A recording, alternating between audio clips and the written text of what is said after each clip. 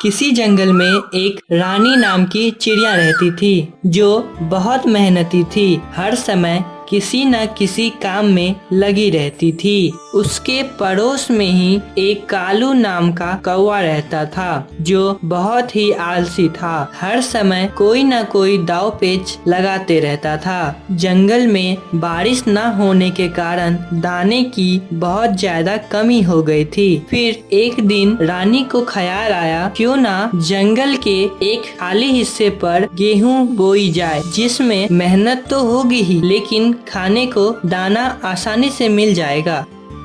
मैं अकेले शायद यह काम न कर पाऊँ, क्यों ना अपने पड़ोसी काले कौवे को इसमें साथ ले ले। इससे मेरा काम भी आसान हो जाएगा और काले कौवे को भी दाना मिल जाएगा। और रानी कौवे के पास चली जाती है। कौवे भैया, क्या तुम देख रहे हो जंगल में दाना बिल्कुल खत्म होता जा रहा है। हाँ बहन, ऐसा ही है। मुझे भी आज 2 दिनों बाद खाना मिला है। अभी अभी खाया है। कहीं तुम मुझसे दाना उधार तो लेने नहीं आई हो? नहीं नहीं कौवे भैया, मुझे पता है मुझे आपके घर से कुछ नहीं मिलेगा। आप तो खुद ही बहुत मुश्किल से अपने लिए दाना ढूंढ पाते हो। बात तो ये है कि मैंने तो कुछ नया सोचा है। क्या रानी, तुमने क्या नया सोचा है? कौवा भैया, नदी के पास एक जमीन खाली है और मेरे पास कुछ दाने भी है। क्यों ना हम दोनों मिलकर उन दानों को वहाँ बो दे। इससे हमारे लिए कुछ दिनों का दाना हो जाएगा। अगर आप मेरा इसमें साथ दोगे तो मैं ऐसा कर पाऊंगी। इससे हमारे पास खाने की कोई कमी नहीं होगी।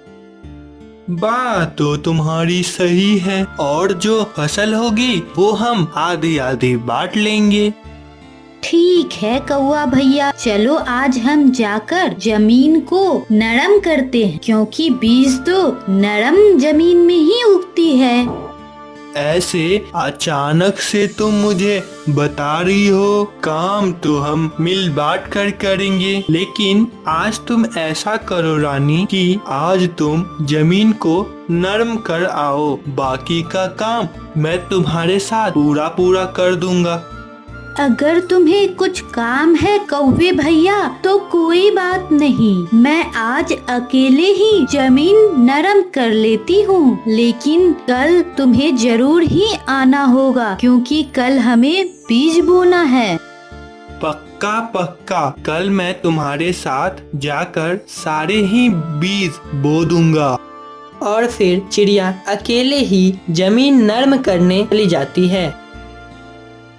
सख्त गर्मी में धूप छांव की बिना परवाह किए बगैर रानी सारा दिन जमीन को नर्म करती रहती है। सारा दिन काम करने की वजह से जब वह शाम को घोंसले में आती है तो आते ही वह सो जाती है। अगले ही दिन सुबह रानी जो उसके पास बचे कुछ दाने होते हैं उसे लेकर कौवे के पास जाती है। आओ आओ रानी, कल मैंने सोचा था कि मैं तुम्हारे पास जाऊं, पर कल धूप ही इतनी थी कि मैं जा न सका। तुमने जमीन अच्छी तरह नरम की है ना? क्योंकि शेयरिंग का मसला है। कौवे भैया मजाक अच्छा कर लेते हो। जमीन तो मैंने अच्छे से नरम कर दी थी, लेकिन आज भी काम बहुत ज्यादा है। दानों को जमीन में बोना है। कोई बड़ा काम नहीं है। मेरे दादाजी जब जिंदा थे तो मैं अक्सर उनके साथ दाना बोने जाया करता था। मैंने उनसे बहुत कुछ सीखा है। तो फिर चलो चलते हैं।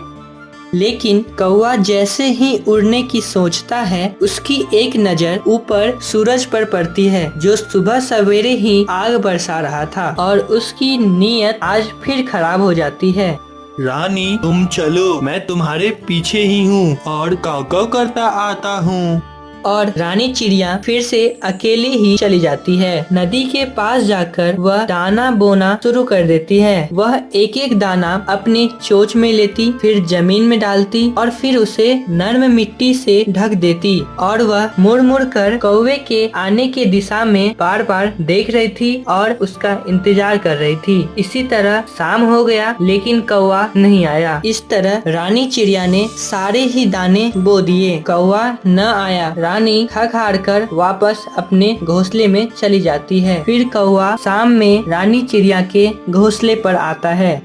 माफ करना रानी, मैंने तुमसे शेयरिंग तो कर ली लेकिन मैं आ ना सका। मैं अब भी अपने बात पर कायम हूँ, लेकिन जैसे ही तुम वहाँ से गई मेरे सिर में सख्त दर्द होना शुरू हो गया। लेकिन कल मैं खुद ही तुम्हारे पास आ जाऊंगा। कल का मुझे तुम काम बता देना, मैं अकेला ही कर आऊंगा।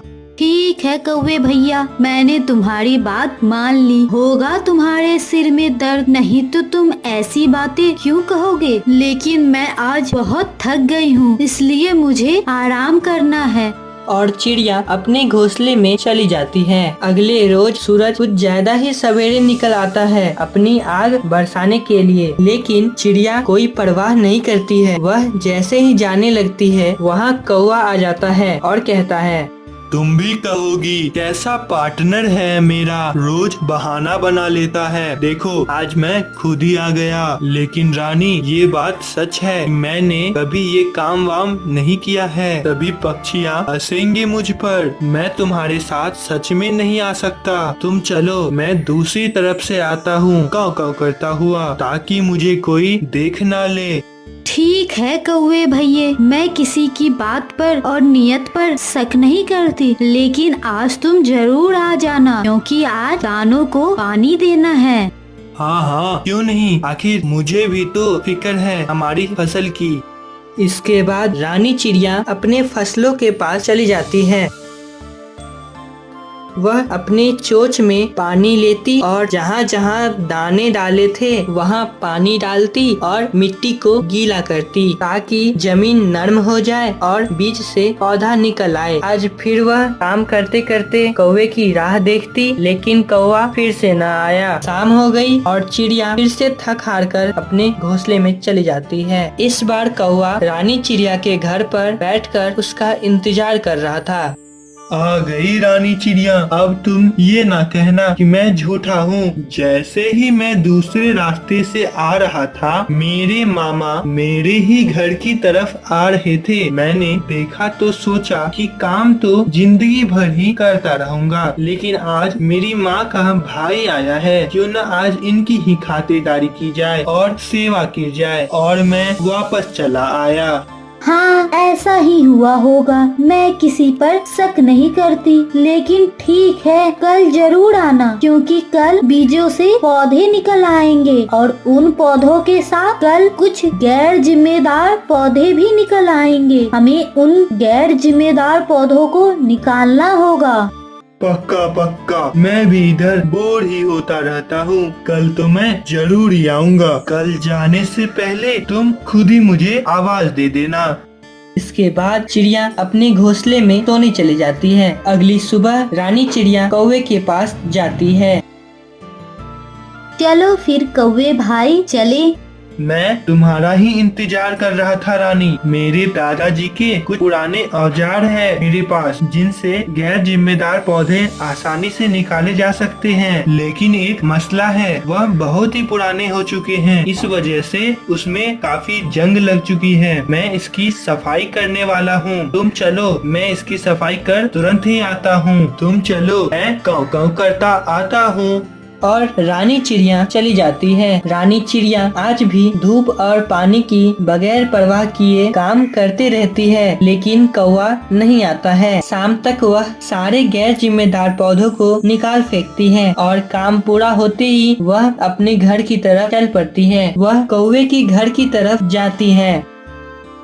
कौवा वहाँ एक बहाना सोच ही रहा होता है कि उसके बोलने से पहले रानी चिड़िया बोल पड़ती है। कौवे भैया, धूप में काम करना बहुत मुश्किल है, इसीलिए आज फिर से तुम नहीं आए ना। ऐसा नहीं है चिड़िया रानी, असल में मैंने सोचा फसल तो उग आई है, अगर हम दोनों इस धूप में काम करते करते बीमार पड़ गए तो फसल की कटाई कौन करेगा? कटाई भी तो करनी होगी। बस यही बात सोची मैंने और रुक गया यहीं घर पर। ऐसे ही दिन और रात बीतते चले गए। कौवा भी चालाक था, वह जानता था अब तो फसल तैयार हो गई होगी। वह खुद से ही एक दिन रानी चिड़िया के पास जाता है। रानी चिड़िया, अब कटाई कब करोगी? मेरे दादा के हिसाब से अब फसल की कटाई का समय हो गया है। फसल तो इन्हीं दिनों में कट जानी चाहिए। वाह, ये हिसाब तो तुम्हारा बहुत अच्छा है। आज ही कटाई करनी है। मैं इसीलिए तो आया हूँ। अब ये मत कहना कि मैं बहाना बनाता हूँ। मेरे दादा का औजार बहुत अच्छी कटाई करता है, लेकिन मैंने देखा वह तेज नहीं है। मैं उसे तेज ही कर रहा था, लेकिन फिर तुम्हें बताने आ गया कि कहीं तुम चली न जाओ। तुम चलो, मैं तुम्हारे पीछे आता हूँ काँव काँव करता हुआ। हाँ, वो औजार तो बहुत जरूरी है। तुम जल्दी आ जाना। इसके बाद रानी चिड़िया खेत में चली जाती है और वह अपने चोंच से ही फसल को काट कर एक जगह इकट्ठे करने लगती है और फिर इन कटे हुए फसलों से दाने अलग करती है। काम लगभग पूरा होने को ही था कि वहाँ कौवा आ जाता है। अरे अरे रानी चिड़िया, काम हो गया क्या? लगता है मैं थोड़ा लेट आया हूँ, लेकिन मैंने सोचा अगर आज मैं खेतों पे नहीं पहुँचा तो रानी चिड़िया मेरी बातों का कभी विश्वास नहीं करेगी। मैंने देखा आसमान में बादल छा रहे हैं, इसीलिए मैं जल्दी से काँव काँव करता भागा भागा आया। मैंने सोचा इतनी मेहनत की है और बारिश की वजह से फसल बर्बाद ना हो जाए। तुम थक गई होगी ना, तुम आराम करो। आखिर फसल को बांटना भी तो है और ये काम मेरे दादाजी ने मुझे बहुत अच्छी तरीके से सिखाया है। और कौवा जल्दी से दानों की ढेर पर बैठ जाता है। ये दाने मेरे और दाने के छिलके तुम्हारे, इंसाफ यही कहता है। आखिर तुमने इतनी मेहनत जो की है और दाने कम हैं और दाने के छिलके बहुत ज्यादा, और मेहनत के हिसाब से ज्यादा वाला हिस्सा तुम्हारा हुआ, इसलिए छिलकों का ढेर तुम्हारा और दाने मेरे। रानी कौवे को समझाने की कोशिश करती है, लेकिन कौवा गुस्सा होने लगता है। रानी चिड़िया उदास होकर नजर झुकाए दानों के छिलकों के पास आ जाती है और अचानक वहाँ तेज बारिश होने लगती है। रानी चिड़िया जगह बनाकर दानों के छिलकों में घुस जाती है और वहीं लालची कौवा उन दानों के ढेर में छुप जाता है। बारिश में भीगकर दाना भारी होकर कौवे पर बोझ बनकर गिर जाता है और आलसी कौवा उसी में दबकर मर जाता है और उसके किए की उसे सजा मिल जाती है। इसके बाद रानी चिड़िया को उसके मेहनत के अनुसार उसके सारे दाने मिल जाते हैं और वह खुशी खुशी अपना जीवन यापन करने लगती है।